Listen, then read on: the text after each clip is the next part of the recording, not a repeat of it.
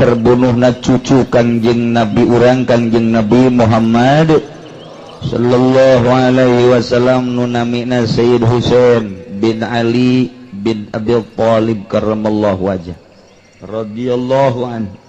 Sayyidina Husain mah dibunuh, dipencit, huluna dipake main bola. Mentak urang kudu benci ka jelema nu main bola lain istighosah.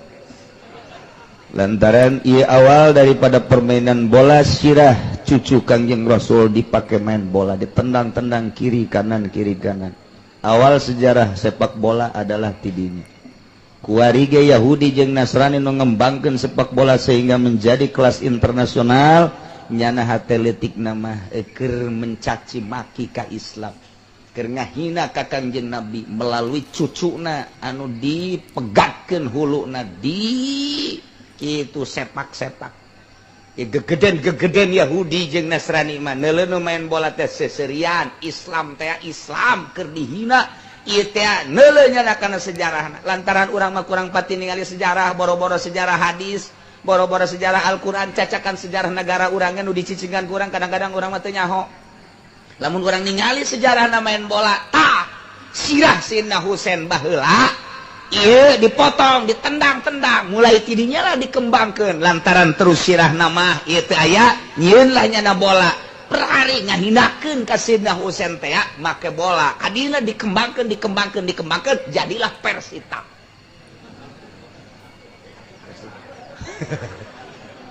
Eta naik kaluhur jadi Persija, naik deui kaluhur jadi PSSI, naik deui kaluhur naon kara sia nama peneta. Nah iyalah, masya Allah. Yes, mulai tikuari Gusti abdi sebenarnya mah kamari mah resep ka main bola. Korenganan sejarahna kitu dina hadisna. Titik abdi guret batu kuari. Cadu abdi kudu main bola jeung deuleu ke main bola. Abdi benci lantaran eta teh panghinaan dari orang-orang kafir, Yahudi jeung Nasrani. Cenah aya di Jakarta nu istighosah. Hah? Aing ngomong neuleuh ka nu istighosah nu bener bae aing mah nu neuleuh. Catet di jero hate. Allah Maha Uninga. Di akhirat urang buat teuing urang salamet ku sebab pepegatan jeung main bola.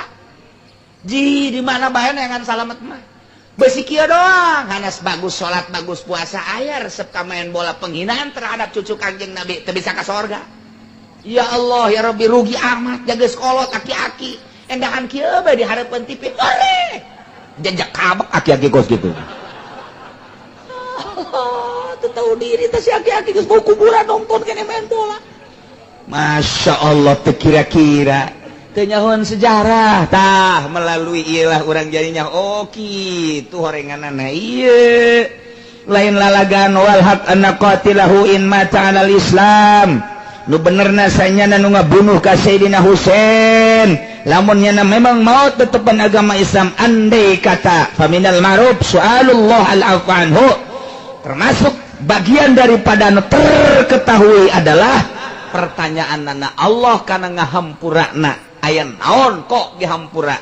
Ieu bahasa Kangjeng Nabi tetap moal dihampura, bahasana lemes. Faminal ma'ruf su'alullah al-'afwa anhu, dipertanyakan ieu teh ngahampurana Allah terhadap jelema nu ngabunuh. Ieu bahasa lemes cek urang mah tetep bae bakal ka neraka bae nu ngabunuh. Na kajen kuku mage dipertanyakeun hampurana. Berarti teu jelas eta Kangjeng ngomong kos kitu, teu jelas neraka berarti. Kitu kene ku ari kanu permainan main bola nu asalna kos kitu pasti teu jelas deui. Lamun nu ngabunuhna bae ka neraka, nu neuleuh main bola ge pasti ka sisi-sisina bae mah.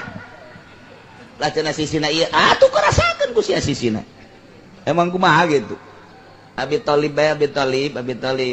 ngan seueur sakengkeongan kieu kitu. Tapi lamun di nerakana sakengkeongan lantaran nyana cinta jasa ka Kangjeng Nabi jeung ngurus. Tapi ketika poe Senen mah pan diangkat, ngahormat ka Kangjeng Nabi karena kelahiran Kangjeng Nabi poe Senen mah teh poe Senen. Eta teh diangkat diamankeun, mata cekena aing mah hayang poe ke Senen kabeh cekena. Tapi lamun di luar poe Senen diasupkeun deui ka dinya tah nu mantak ngahormat ka Kangjeng Nabi. Masya Allah urang teh ieu ku cau emas leutik lah hiji mejang muludan engke urang tiis tadi lutut. Ieu naon ditiis cau leutik amat bongan sia merena leutik.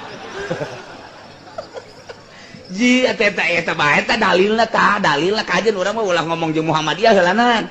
Muhammadiyah memang kos kitu ieu, Muhammadiyah Persis PKS mah kos kitu loseum urang bae imam urang. Cek nya lamba dasarna bae cenah ahli sunnah mah resep ka berkat. Heuh geus kitukeun bae. Heuh keun mah aing mah resep ka berkat moal kebal deui sia aing kudu gelut jeung sia. Kitu bae mah geus kebal aing dididik ku kolot aing ieu pencat can digunakeun kitu bae. Mun kira-kiranya na maju atuh urang lompat. Jadi nigo saya tik emang aing dididik pencak, bapak kolot aing jago pencak, bapak aing jago pencak, aing dididik ku bapak kolot jeung ku abah aing. Meureun ti dituna jang ngahajar sia meureunana. Ujian mun teu lompat jana. Lain jeung ka urang ka bapak kolot. Tuh, geus kitu. Sekali-sekali gos habek. Enteknya na resep ka berkat teh mana? Ya. Ngabur sia. Ngabur. Didoakeun moal bener sia koy. Ya ulah kitu atuh, Islam ada sia. Ahli sunnah heula. Sieun nya ge sarua bae. Tah ieu Abu Thalib sakengkeongan doang set, tapi cak nya ngagolak da datang ka dieu. Ngagolak da datang ka dieu geus teu nyaho di mana. Eta sakengkeongan. Komo nu main bola masa bujang. Ah geus kumaha meureun tah mah tuh.